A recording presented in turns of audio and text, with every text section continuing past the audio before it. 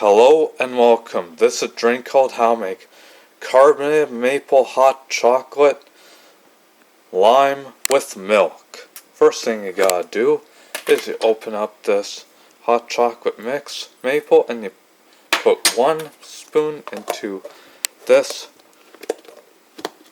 mug. Then after that, you pour in the coffee,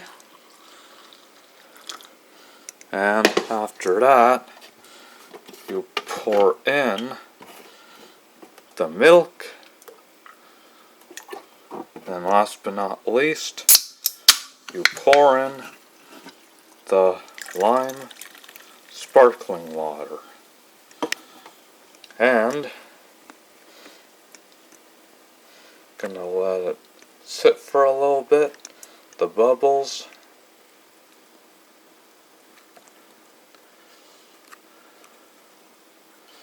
And here is your carbonated maple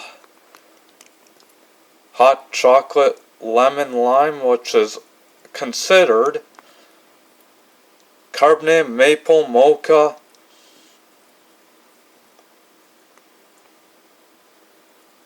lime with milk. Enjoy, folks, and thank you for watching.